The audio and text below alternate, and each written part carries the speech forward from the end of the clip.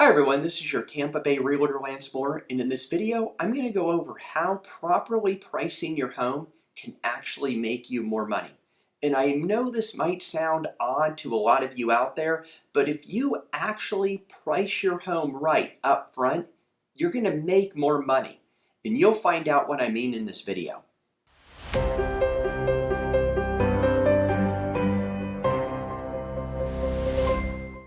So we've all been to stores like Walmart and Nordstrom's, and we've seen prices at $19.95, $49.95, $149.95, and there's a reason for that.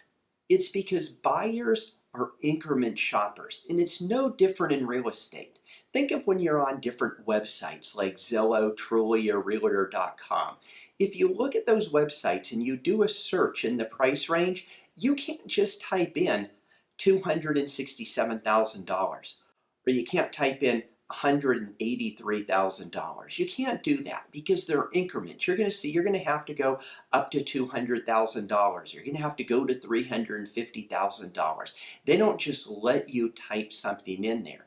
And that's because when buyers look at homes, they look in different price increments. Let me give you an example of what I mean by two different price increments. So I'm going to take the range of $200,000 to $300,000 and $300,000 to $400,000 and how buyers look in what different price ranges they look in. So we'll start off at 200. So they're going to do 200, 220, 225, 240, 250, 260, 270, 275, 280, 300. Then they're going to go 300, 320, 325, 340, 350, 360, 375, 380, 400. It's because they search in different increments. Now I say this not because I've read this anywhere, but I've literally talked on the telephone with tens of thousands of home buyers. I'm saying conservatively over 35,000 home buyers. And I've just never once had a home buyer say, I want to buy a home and I want to go up to $304,000. Or I want to buy a home and I want to go up to $265,000. They don't do that. They shop in these increments. So let me tell you what I mean by how you're going to actually make more money. Well, the first thing is to make more money, you don't want to lose money. So let's say you have a home for sale and you price the home at $305,000. Or maybe you have a home and you price it at $407,000. You're literally shooting yourself in the foot. You couldn't do anything worse. And here's the reason.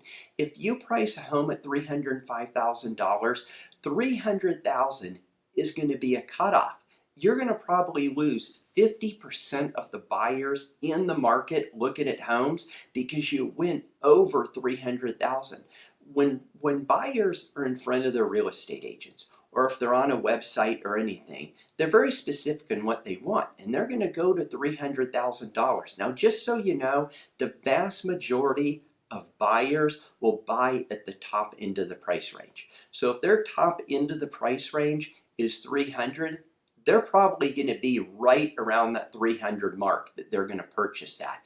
If their top end price range is at 325 and you're sitting at 305, they're taking one of those at about the 325 price range. Now, it's assuming the homes are worth that. So if you go under that, let's say you price a home at 295.